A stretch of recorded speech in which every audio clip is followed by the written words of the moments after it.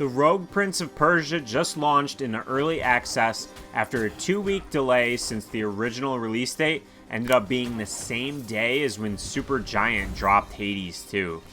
As a huge fan of Dead Cells, I was super excited to get my hands on this one, so a special thanks to Evil Empire for the review key.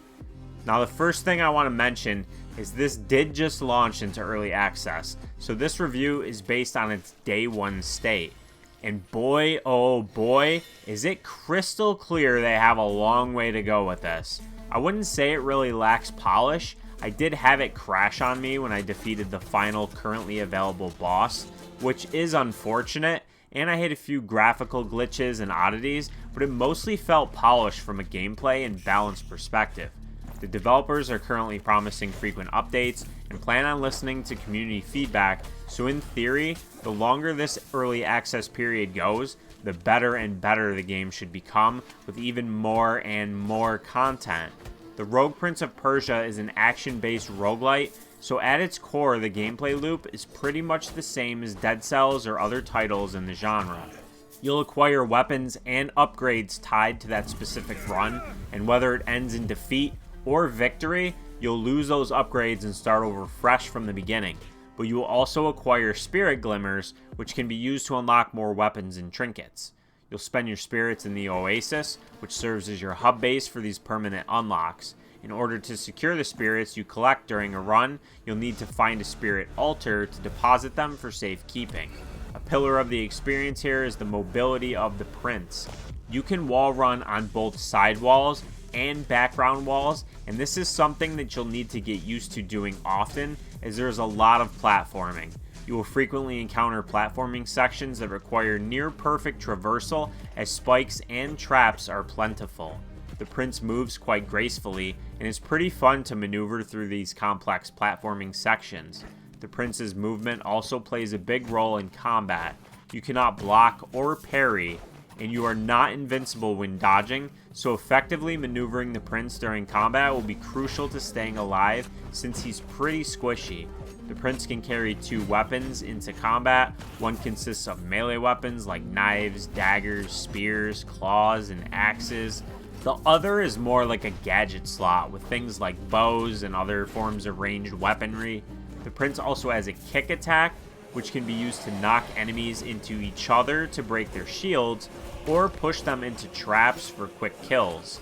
The combat overall is pretty fun, but it's very different from Dead Cells. It felt to me like you need to more thoughtfully approach battles and be strategic, as you have much less variety in weaponry and abilities to try and quickly dispatch your foes.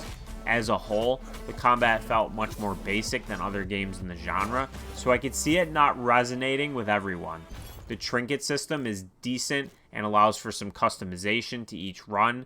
It allows you to add extra healing, elemental buffs, and things like that. You'll come across shops and a smithy to improve your current loadout with your earned gold. There's also some doors you can enter, which sometimes contain a platforming section that rewards you with some loot and a blueprint for more permanent unlocks, and then other times it'll contain just a chest or something to interact with for story progression. I thought the level design was pretty good. Each biome felt unique, and it has branching paths, but they do ultimately lead to the same bosses. There's currently a lack of variety in level designs and bosses compared to other games in the genre. Exploration is encouraged, and there doesn't currently seem to be any focus placed on time, which I like. Personally, I never like being rushed, so missing that element from Dead Cells is a change I actually prefer. Each run, it'll feel like you're making progress, story beats will unfold through the mind map, and you'll open things up more and more as you play to assist you if you're struggling. Interacting with different NPCs to make progress in the mind map will be your main reason to keep playing currently. It'll take multiple runs to make progress at times, since you'll need to visit a specific biome that you can't enter on the current run when you learn it's your next objective to head there. You'll also notice some personal growth as you learn enemy attack patterns and get more accustomed to the platforming elements. It's a fun gameplay loop, and it's why games in the genre are so popular. And while I did enjoy my time with the Rogue Prince of Persia so far, the content is lacking, so I find myself wanting to wait a while for them to flesh it out more before I'll return to it. An aspect of the game I didn't really mention is the graphical style and music. I thought the music was really good, especially the title screen theme, which I'm not putting in this video because it'll almost definitely result in a copyright strike. And I genuinely do like the art style they're going with, so that's my opinion on those two things. Unless you're really in a hurry to play this one, I would say wait a few months and see how it plays out with updates. It's fun in its current state, but I can see it turning off some players with its lack of content and very rudimentary design so far. So I'll end this review with a recommendation, but with an asterisk next to it saying, proceed with caution. I appreciate you watching this video. If you enjoyed it, please give it a like, comment below if you have any questions, and subscribe if you haven't done so already.